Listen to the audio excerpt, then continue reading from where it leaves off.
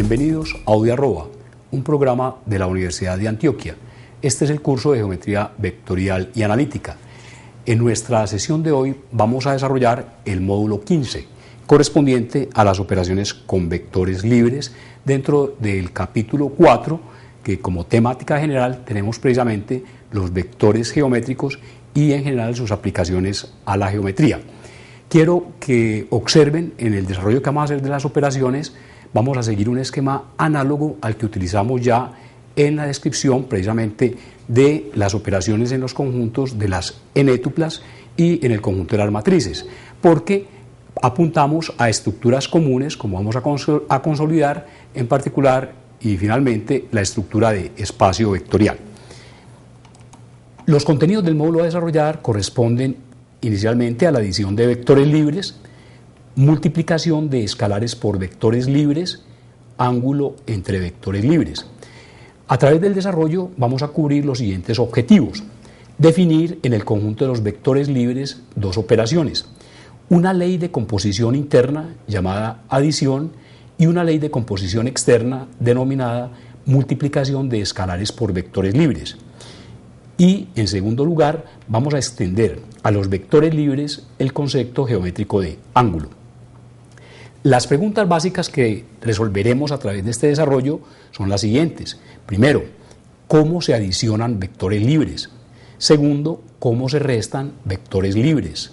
Tercero, ¿cómo se multiplican escalares por vectores libres? Cuarto, ¿qué propiedades tienen la adición y la multiplicación de escalares por vectores libres? Quinto, ¿qué es una combinación lineal de vectores libres? Sexto, ¿qué se requiere para que un conjunto de vectores libres sea linealmente independiente? Séptimo, ¿cómo se determina el ángulo entre dos vectores libres? Algunos de estos temas serán complementados en particular dentro del módulo siguiente, que corresponde a la función producto escalar. Veamos inicialmente la adición de los vectores libres. Sean los vectores libres A y B pertenecientes al conjunto E3. Recordemos que por E3 estamos designando el conjunto de los vectores geométricos en el espacio. Sigamos esta descripción de la operación. Si en el extremo del vector libre A aplicamos el vector libre B, el vector de origen en el origen de A y extremo en el extremo de B se denomina el vector suma de los vectores libres A y B, y lo notamos vector libre A más el vector libre B, o usualmente entonces vamos a hablar en los vectores libres de el vector libre A más B. Podemos observar acá en la gráfica, si tenemos el vector B, tenemos este vector libre A, dos vectores cualesquiera que sean precisamente en el espacio de los vectores libres. Si en el extremo de A aplicamos el vector B, entonces este vector y únicamente este vector de origen en el origen del primero y extremo en el extremo del segundo corresponde a el vector suma de A más B, y la operación, recuerden ustedes, es entonces la adición entre estos dos vectores. Veamos las siguientes observaciones con relación a la operación descrita. Primero, la adición es una operación binaria en el conjunto de los vectores geométricos E3, y se tiene así el sistema conformado por el conjunto E3 bajo esta operación de adición. Recordemos que en una operación binaria se operan, o digamos, se toman dos elementos del mismo conjunto y el resultado al operarlos mediante esa función es precisamente otro elemento del mismo conjunto. Recordarán ustedes que operaciones binarias las hemos descrito en particular, por ejemplo, en la suma de n-tuplas y en la suma de matrices. Segundo, si los vectores libres A y B son no nulos y no paralelos, el vector suma de los vectores libres A y B está asociado a la diagonal mayor del paralelogramo, determinado por los vectores A y B al aplicarlos en un punto común. A continuación vamos a aclarar también esta observación. Veamos inicialmente esta ilustración 1. Nos vamos a preguntar, o vamos a responder esta primera pregunta: ¿en cuáles de las situaciones gráficas siguientes el vector x u y representa la suma de los otros dos vectores indicados en la gráfica que describiremos a continuación. Segundo, de las mismas gráficas anteriores, en cuáles de ellas un vector diferente al vector x u y representa la suma de los otros dos. Veamos entonces el análisis. En esta primera gráfica superior, ustedes pueden ver, como lo acabamos de anotar, el resultado precisamente de esta operación binaria. Si A y B son dos vectores libres cualesquiera, pertenecientes desde luego al conjunto de 3, si en el extremo del primer vector aplicamos, recuerden ustedes que aplicar un vector en un punto es construir un vector con origen en ese punto que tenga la misma magnitud, dirección y sentido, en este caso el vector B. El vector de origen en el origen del primer vector, esto es A, y extremo en el extremo del segundo vector, que es B, es precisamente el vector que llamamos el vector suma de los vectores libres A y B y que llamamos entonces A más B. Recordemos que la operación precisamente es la adición. De acuerdo con esta descripción de la suma y teniendo esta referencia, veamos entonces esta primera gráfica. En esta primera gráfica tenemos una secuencia de aplicación para los vectores libres A, B y x1.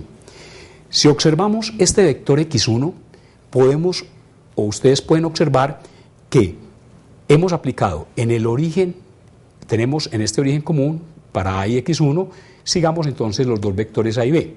Observemos que el vector B ha sido aplicado en el extremo del vector A y este vector x1 es el vector de origen en el origen de A y extremo en el extremo de B.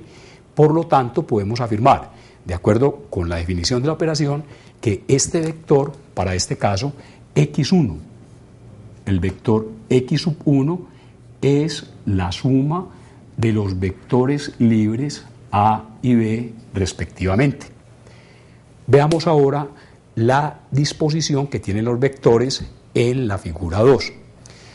Si seguimos la secuencia, entre los vectores C y D podemos observar esto, que en el extremo del vector C se ha aplicado el vector D, pero el vector x2 es un vector que tiene su origen en el extremo de D y su extremo en el origen de C. De acuerdo con la definición que hemos formulado para la suma, no podemos afirmar que el vector x2 corresponda precisamente al vector C más D. Veremos, como más adelante lo vamos a analizar, que este vector x2 es precisamente el vector que tiene la misma magnitud, la misma dirección, pero el sentido opuesto precisamente al vector suma. Conclusión, este vector x2 en esta disposición no representa la suma de los vectores C y D. Veamos la tercera gráfica. En la tercera gráfica, de nuevo siguiendo los vectores E y F, para mirar la distribución que tiene con respecto al vector x3, podemos observar que los vectores E y F coinciden precisamente en sus extremos. Por lo tanto, no estamos siguiendo la ley establecida en la suma, o digamos la definición de la suma, donde en el extremo del primer vector se aplica el segundo vector. En consecuencia, este vector x3 en ningún momento está representando la suma de los vectores E y F o de F y E respectivamente. Vamos ahora a la cuarta figura. En esta cuarta figura vamos a suponer una superposición, valga la pena anotarlo así. Tenemos inicialmente el vector G. Sobre el vector G, en el extremo de G, aplicamos el vector H. Ustedes podrán observar que son vectores precisamente colineales, tienen exactamente la misma dirección, van a ser paralelos. Para poder destacar el efecto, entonces voy a describirles cuál sería la situación real. En el extremo del vector G aplicamos el vector H. Y ahora, el vector x4 es el vector que se determinaría con origen en el origen de G y extremo en el extremo de H. Por lo que podemos observar, de acuerdo con la definición general de suma, este vector x4 es precisamente la suma de los vectores G y H. En esta situación estamos sumando dos vectores, los vectores G y H son vectores que tienen la misma dirección pero sentido opuesto. Podemos entonces para esta situación, digamos que el vector x4 o x sub 4 en la gráfica es igual a la suma de los vectores g y h respectivamente. También es importante que ustedes observen que en este caso el vector g es el vector de mayor magnitud entre los dos sumandos, o sea, g y h. Y observen que el vector x4, o sea, el vector suma, va a mantener el sentido del vector de mayor magnitud, que en este caso corresponde al vector g. Pasemos a la descripción o a la figura que está descrita mejor en el caso de la figura 5. Acá tendríamos esta situación. También estamos destacando por fuera el vector x sub 4 para poder mostrar realmente el efecto, ya que en la superposición pues no sería posible señalarlo. Tenemos el vector L y en el extremo del vector L hemos aplicado el vector M. Los vectores L y M, como puede observarse en la gráfica, son vectores que son colineales, esto es, tienen la misma dirección, pero fuera de eso, estos dos vectores tienen el mismo sentido. Ahora, el vector x sub 4 se obtiene como el vector de origen en el origen de L y extremo precisamente en el extremo de M. De acuerdo a nuestra definición de suma, tenemos en consecuencia que este vector x sub 4 está representando, para el vector x sub 4, está representando la suma de los vectores L y M. Quiero hacer acá una aclaración. Realmente estamos mencionando acá x4, quedó también señalado como el anterior, pero podemos hablar entonces de este vector, en este caso de la gráfica 5, no hay ningún problema pues que lo designemos también como un x sub 4, lo estamos designando como la suma de los vectores L y M. Bueno, entonces señalemos que para este caso, este vector designado en esta gráfica x sub 4, tenemos entonces que es la suma de L más M en la situación gráfica que acabamos de describir. Veamos por último, en esta situación 6, o en la gráfica 6, tenemos entonces este vector S, los vectores T y X sub 5, como se puede observar, son vectores que tienen la misma dirección, es decir, son vectores situados sobre rectas paralelas. Los vectores, en este caso T y X sub 5, tienen el mismo sentido.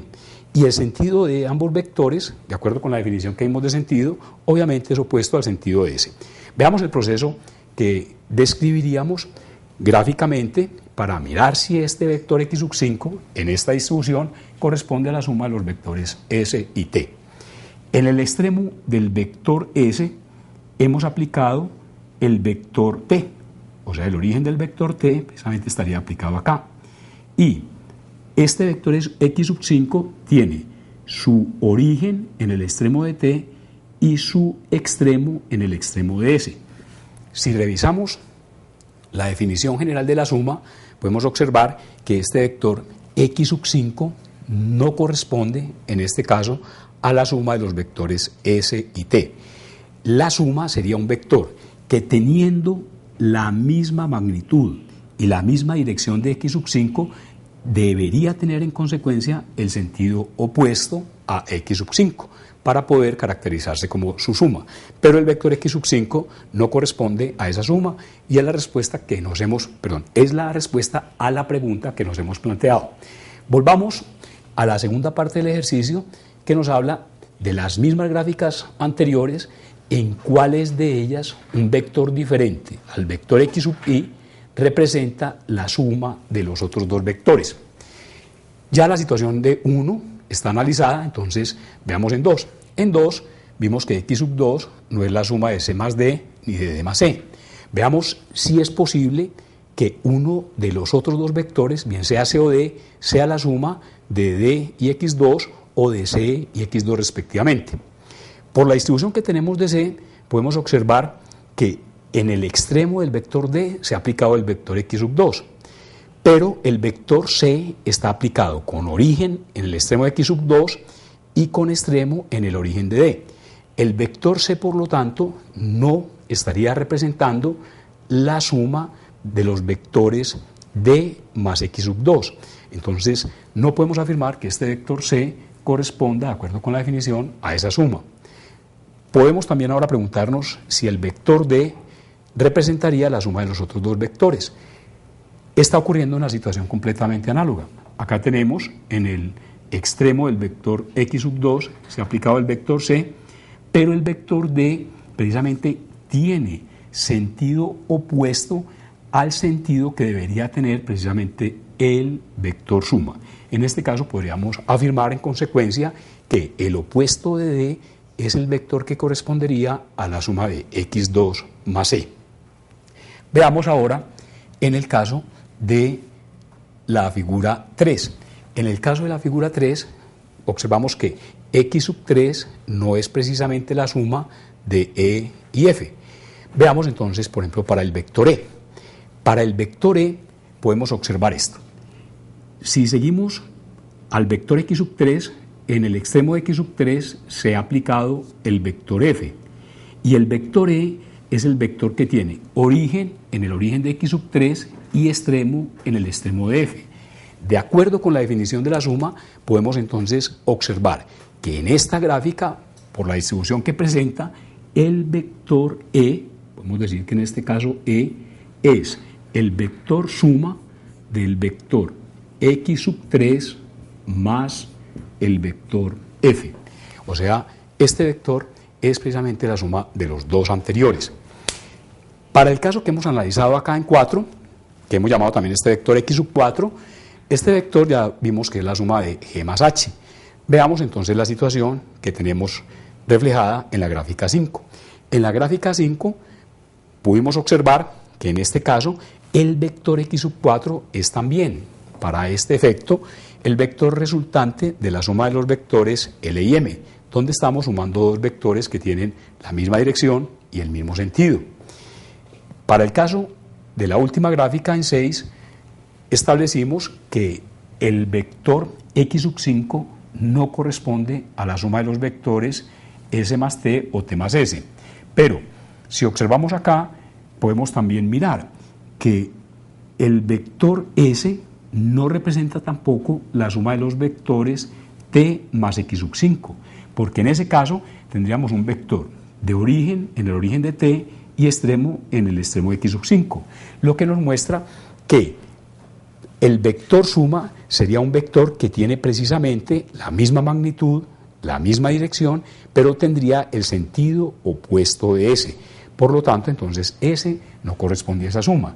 En forma análoga podemos observar que el vector T no se puede determinar, no podemos decir que T corresponda a la suma, por ejemplo, de los vectores x sub 5 y s respectivamente. Estas observaciones entonces son importantes cuando nosotros estamos precisando una operación como la que hemos descrito anteriormente. Vamos ahora a caracterizar, ya a partir de la suma, lo que definimos como el vector libre opuesto. Sea un vector libre A perteneciente al conjunto de los vectores geométricos E3, definimos un vector libre que llamaremos opuesto del vector libre A y que lo notamos menos A, o lo leemos simplemente vector opuesto de A, con las siguientes características. Ustedes pueden recordar que todo vector libre está caracterizado por una magnitud, una dirección y un sentido. Veamos entonces, bajo esas tres características, entramos a definir este vector en la siguiente forma. La magnitud del vector opuesto de A es igual, por definición, a la misma magnitud de A. En segundo lugar, la dirección del vector opuesto de A es la misma dirección del vector A. En otras palabras, esos vectores son vectores que se encuentran sobre la misma recta o sobre rectas paralelas. Y, en tercer lugar, el vector menos A, o el vector opuesto de A, tiene el sentido opuesto de A. Observen que bajo estas características, entonces estos dos vectores, los vectores A y el opuesto de A, como su nombre lo indica, únicamente tienen sentidos opuestos, conservando la misma magnitud y la misma dirección. En consecuencia, con lo anotado, y precisamente, de acuerdo con la operación anterior, tenemos que el vector libre A más el opuesto de A es precisamente el vector nulo. Esto lo podemos ver también en esta forma. Si al vector libre de origen en A y extremo en B, le sumamos el vector libre de origen en B y extremo en A. De acuerdo con la definición de suma, ustedes pueden observar que el vector, aquí tenemos el extremo de B, coincide con el origen de A por la aplicación que estamos haciendo y estamos entonces desarrollando precisamente la noción de la suma. O sea, de acuerdo con esa misma definición, el vector resultante es el vector de origen en el origen del primero y extremo en el extremo del último, que corresponde al vector libre de origen en A y extremo en A. Pero ya sabemos que cualquier vector de origen y extremo en el mismo punto es una representación del vector nulo. En consecuencia, podemos decir entonces que el vector BA es el opuesto del vector libre AB. BA es el opuesto de AB, lo que podemos observar acá gráficamente. Si tenemos el vector de origen en A y extremo en B, su opuesto es el vector de origen en B y extremo en A, cuya suma nos lleva precisamente al vector AA, o sea, al vector nulo. Veamos ahora el teorema número 2, que nos habla de que el sistema de los vectores geométricos bajo la operación suma es un grupo conmutativo. Ya habíamos hecho la observación precisamente de la estructura de sistema, puesto que la suma, como la hemos definido, es una operación binaria, opera dos elementos de 3 y el resultado es otro elemento de 3. Y por lo tanto se puede hablar de esta estructura primaria de sistema. Esto significa entonces que si los vectores libres A, B y C, pertenecientes desde luego al conjunto E3, se cumplen las siguientes propiedades. Primero, podemos destacar acá inmediatamente que la suma del vector A con el vector resultante de la suma de los vectores B y C es igual al vector que resulta de el vector resultante de la suma de los vectores A y B con el vector C, lo que significa que estos tres vectores satisfacen la propiedad asociativa. En segundo lugar, podemos establecer que el vector A más el vector nulo es igual al vector A, satisfaciéndose la propiedad modulativa. Ya habíamos hecho precisamente esta observación cuando se introdujo la definición de lo que es el vector nulo. En tercer lugar, una propiedad que tiene que ver con lo que acabamos de resaltar. La suma del vector A más el opuesto de A nos lleva precisamente al vector nulo, lo que nos dice entonces que se satisface precisamente por esta operación la propiedad invertiva.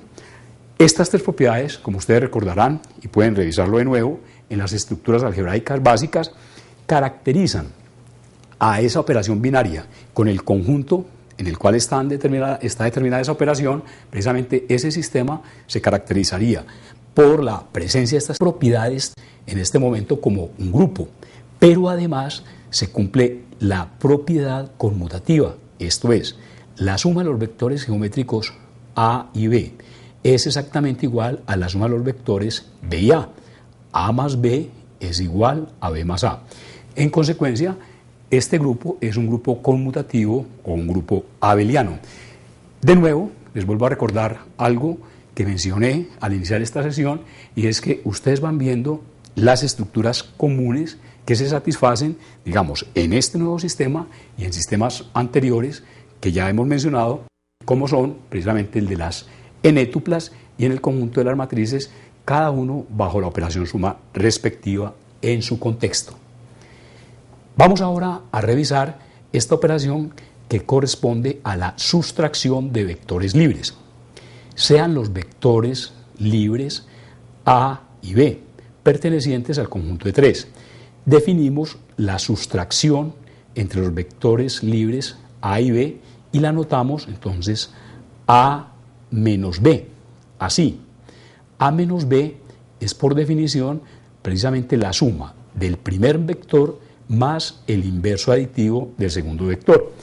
Podemos caracterizar que esta operación, y miren de nuevo para que observemos las estructuras comunes, esta misma operación ya la definimos en forma análoga para el caso de las matrices con la operación suma y para el caso de las enétuplas también con la operación suma.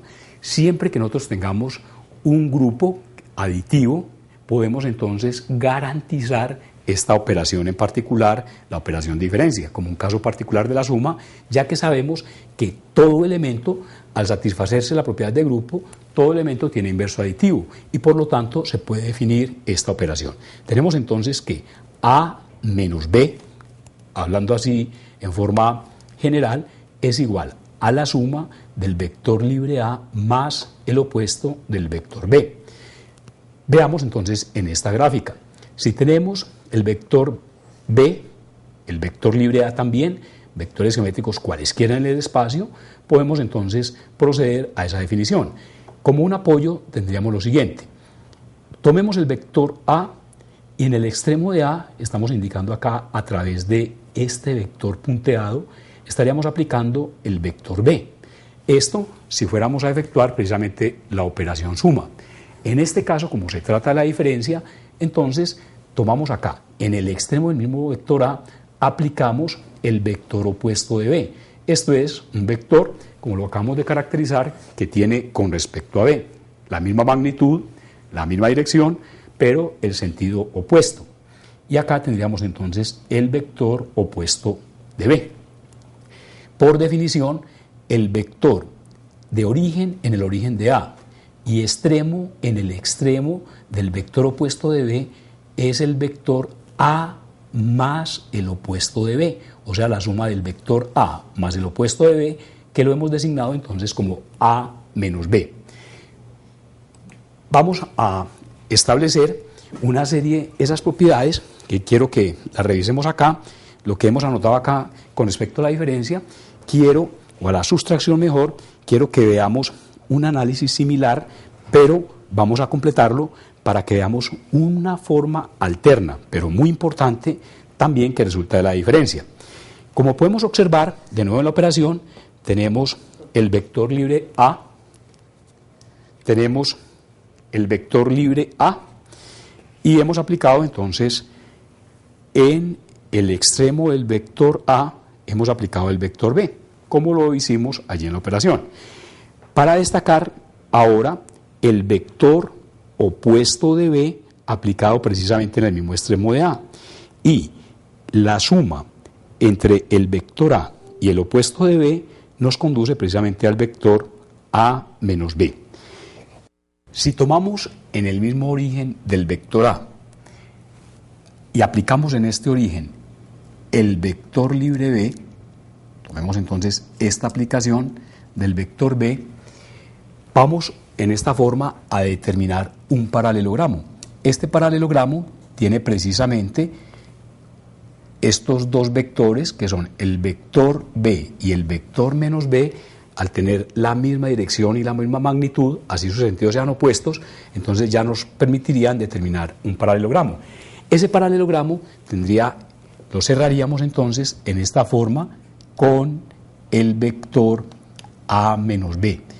Este vector, siendo entonces este vector el vector B aplicado en este punto O, podemos entonces observar o garantizar que el cuadrilátero determinado por los dos vectores señalados en rojo y los dos vectores señalados en azul, siendo menos B y el vector B, ya nos determinan precisamente un paralelogramo por el primer teorema que nosotros establecimos, precisamente por las propiedades por equivalencia vectoriales del paralelogramo.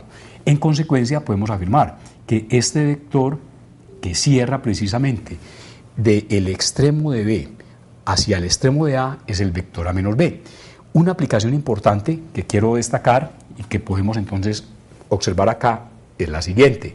Cuando aplicamos en un origen común dos vectores, por ejemplo en este caso el vector A y el vector B, si los aplicamos en un origen común, como resultado de lo que acabamos de establecer, este vector que cierra de extremo a extremo corresponde a un vector diferencia siempre.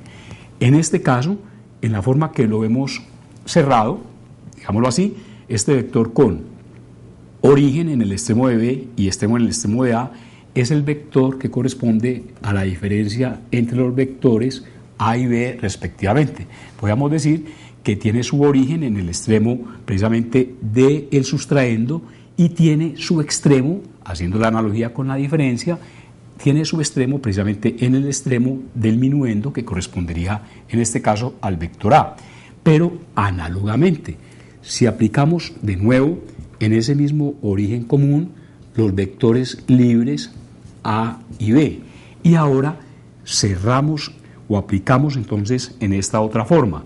Si aplicamos un vector con origen precisamente en el extremo de A y con extremo en el extremo de B, en esta forma tendríamos este vector, corresponde ahora a la diferencia entre el vector B y el vector A respectivamente.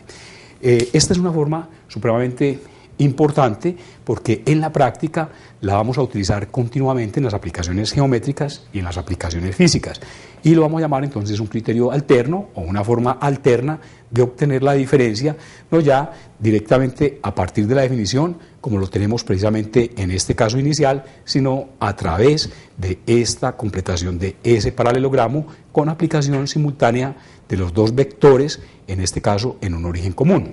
Pero quiero que aprovechemos una observación también que hicimos con respecto a las propiedades del paralelogramo. Ustedes podrán observar que si determinamos ahora el cuadrilátero que tiene vértice en O, vértice en este extremo de B, vértice ahora en este otro extremo de B y otro de los vértices en este punto acá común, señalémoslo entonces, este cuadrilátero corresponde a un paralelogramo, puesto que dos de sus lados opuestos corresponden a los vectores B, o sea, dos vectores que son iguales y en consecuencia tienen la misma magnitud, tienen la misma dirección y tienen el mismo sentido. Con el hecho de tener precisamente la misma magnitud y la misma dirección ya es suficiente para caracterizar ese cuadrilátero como un paralelogramo. Por lo tanto, si aplicamos este vector en este punto y su extremo precisamente en el extremo de B, este vector corresponde exactamente por el paralelogramo a el vector A y tendríamos entonces de nuevo un paralelogramo. En este paralelogramo que he estado señalando, origen, segundo vértice, digamos tercero y cuarto vértice, observemos entonces ahora un efecto importante que ya lo habíamos mencionado. La diagonal menor de este paralelogramo, bajo esta orientación particular, corresponde precisamente al vector diferencia entre los vectores A y B cuando están aplicados en un mismo punto. Este paralelogramo que se forma acá es lo que nosotros seguiremos designando como el paralelogramo determinado por los vectores A y B, siempre y cuando estos vectores sean no paralelos y obviamente vectores no nulos. Pero observemos también lo siguiente: si nosotros integramos la definición precisamente que tenemos de suma, acá podemos observar, de nuevo con origen en O, tenemos el vector A, luego en el extremo de A hemos aplicado el vector B, por lo tanto el vector de origen en O y extremo precisamente en el extremo de A corresponde al vector suma de los vectores A y B respectivamente, que en esta situación gráfica podemos interpretar y podemos señalar en esta forma.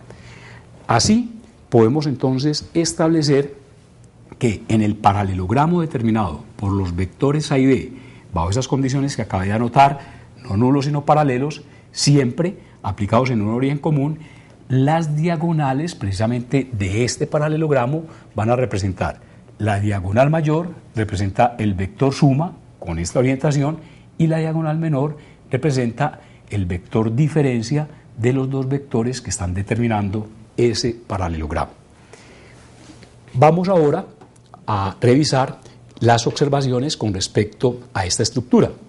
Las propiedades asociativa y conmutativa permiten generalizar la adición a cualquier número finito de vectores libres.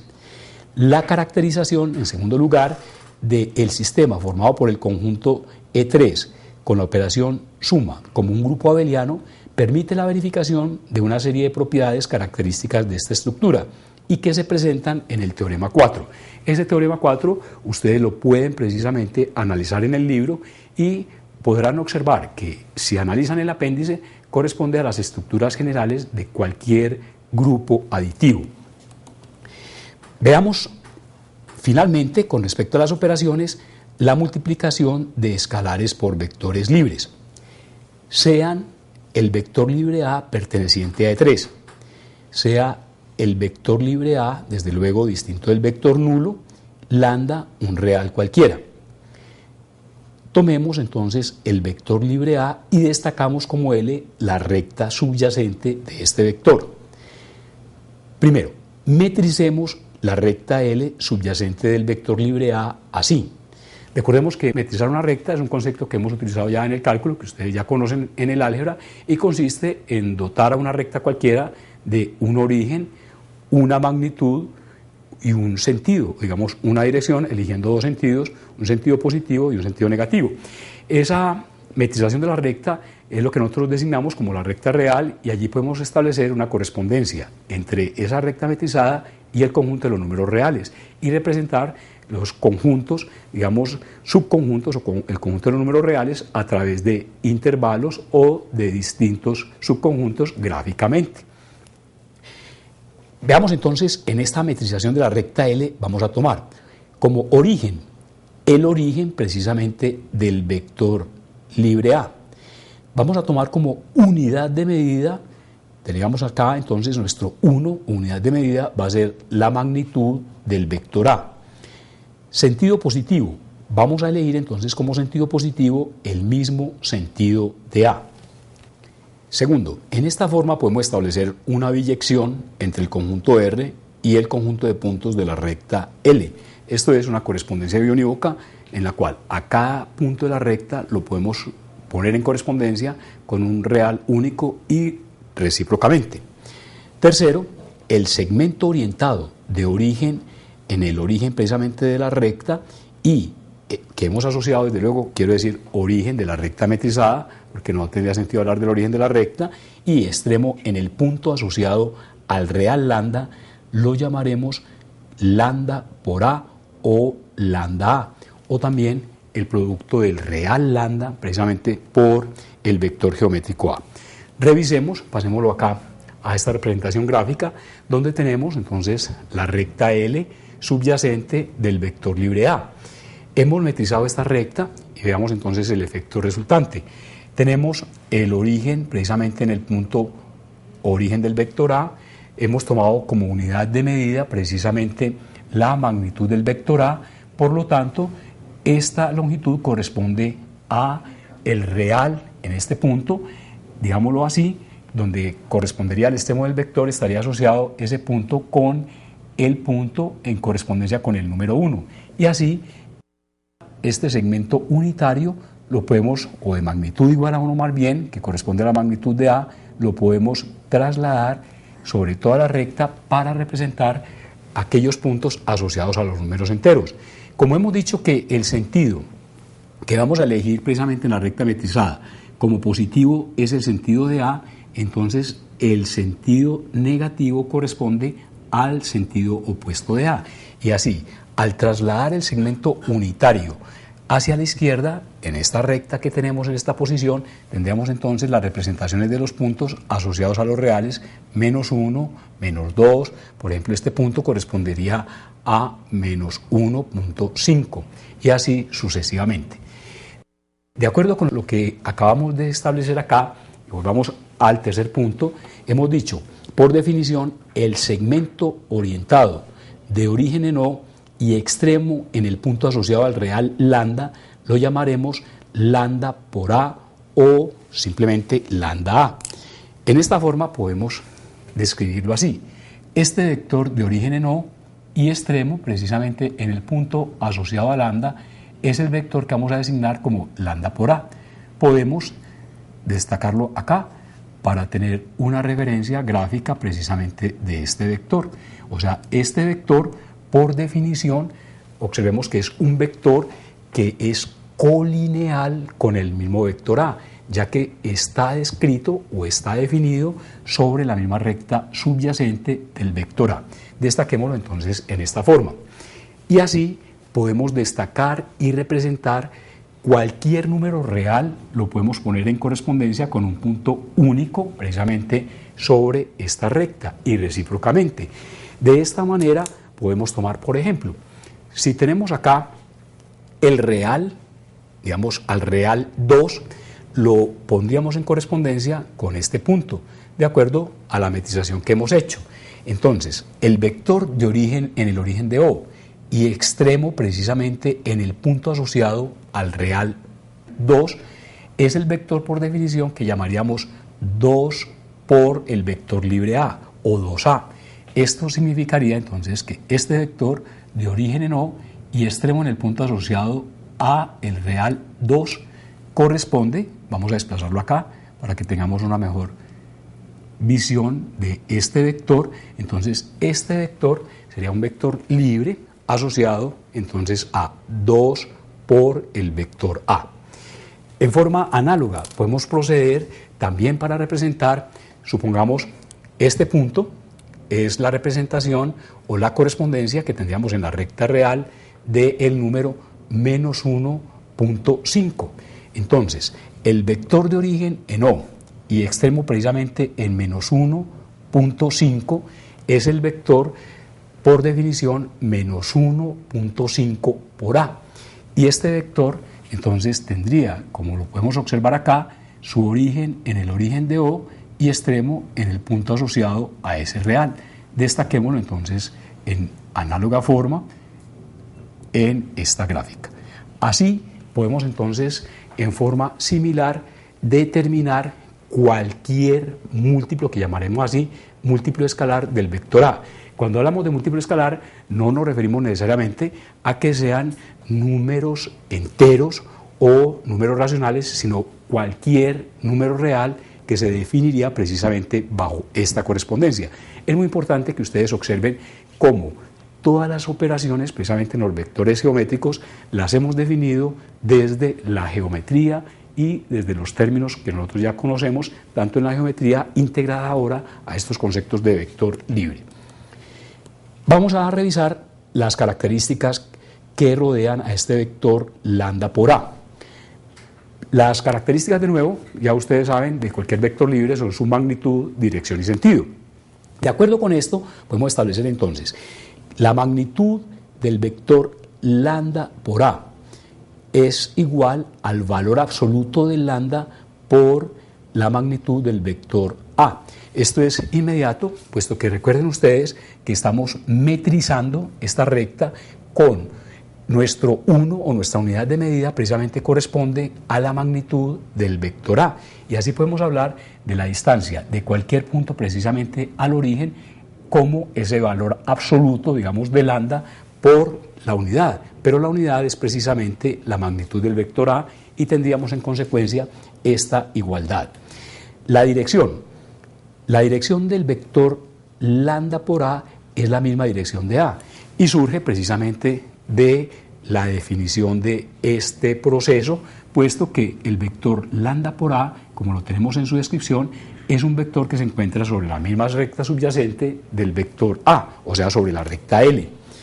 El sentido precisamente de este vector, del vector lambda por A, va a tener las siguientes características. Si lambda es mayor que 0, entonces lambda por A tiene el mismo sentido de A, puesto que cualquier real positivo quedaría precisamente a la derecha, en este caso hablando relativamente de esta recta, quedaría a la derecha del origen y tendría el mismo sentido entonces del vector A. En tanto que si lambda es un real menor que 0, lambda por A tiene el sentido opuesto de A, que es lo que tendríamos, por ejemplo, en el caso, la representación de cualquier real negativo estaría a la izquierda del origen y en consecuencia, como ese vector tiene su origen común en O y su extremo en el punto asociado a ese real, tendríamos entonces un vector que tendría sentido opuesto al sentido de A, como lo podemos observar en particular, por ejemplo, en el vector menos 1.5 por el vector A. Ahora, si lambda es igual a 0, entonces el vector lambda por A es necesariamente igual al vector nulo. Esto surge inmediatamente, y veámoslo muy claro en la definición, puesto que si lambda es igual a 0, la representación del punto 0 corresponde, como lo tenemos entonces acá, precisamente al mismo punto del origen. Y en este caso, por definición, el vector de origen en O y extremo en O, que correspondería precisamente al punto asociado al 0, es el vector nulo, o sea, el vector OO. Bajo esas características de este vector, vamos a hacer entonces las siguientes observaciones con relación a su estructura algebraica. Primero, podemos concluir de lo anterior que el producto de un real por un vector geométrico corresponde a una ley de composición externa. Esto es, el producto, que lo llamamos punto, es una función que tiene como dominio el producto cartesiano de los reales, o el conjunto de los reales, por el conjunto de los vectores geométricos E3, y el conjunto de llegada es el conjunto E3. De esta forma tomamos entonces parejas ordenadas, donde la primera componente es un número real, designado como lambda en general, la segunda componente es un vector geométrico y el resultado, lambda por A, es un vector libre o un vector geométrico. En segundo lugar, el vector lambda por A lo designaríamos también como un múltiplo escalar del vector A. Ya hicimos esa acotación, no significa esto que lambda tenga que ser un número entero o un número racional, sino que es cualquier número real. Veamos este de teorema 5, que es un teorema muy sencillo, pero muy concreto, y tenemos las siguientes condiciones. Sean lambda, un número real, A, un vector geométrico perteneciente a E3, tenemos entonces que lambda por A es igual al vector nulo si y solo si lambda es el real 0 o el vector libre A es el vector nulo. La demostración es inmediata, podemos observarlo, por ejemplo, de izquierda a derecha. Veámoslo entonces en este sentido, para que ustedes observen realmente la sencillez de la prueba. Supongamos que dado lambda en los reales, dado el vector libre A, supongamos entonces que lambda por A es igual al vector nulo. Tomémoslo entonces por el método directo. Supongamos que el producto de lambda por el vector libre A es igual al vector nulo. Designemos esto entonces como nuestra hipótesis auxiliar. Podemos observar inmediatamente de la definición de la igualdad entre vectores geométricos, si estos dos vectores son iguales, en particular entonces sus magnitudes son iguales. Por lo tanto, la magnitud del vector lambda por A es igual a la magnitud del vector nulo. Esto entonces de la primera afirmación de 1, precisamente por la definición de la igualdad en los vectores geométricos, digámoslo así en general, en el conjunto E3. Pero a su vez, por lo que acabamos de establecer como una propiedad precisamente de la magnitud del vector producto de un real por un vector geométrico, esto es igual al producto entre el valor absoluto de lambda por la magnitud del vector A. Y esto es igual, por definición, la magnitud del vector nulo es igual al 0 real. Pero ustedes saben, por un teorema precisamente del álgebra, acá tenemos ya el producto de dos números reales y sabemos que el producto de dos números reales es igual a 0 si y solamente si al menos uno de los dos factores es igual a 0. Por lo tanto, tendríamos en consecuencia que este producto de estos dos reales es igual a 0. Esto equivale a decir o bien que este primer real, valor absoluto de lambda, es igual a 0, o la magnitud del vector A, que corresponde al segundo real, es igual a 0. Pero también sabemos que el valor absoluto de un número real es igual a 0.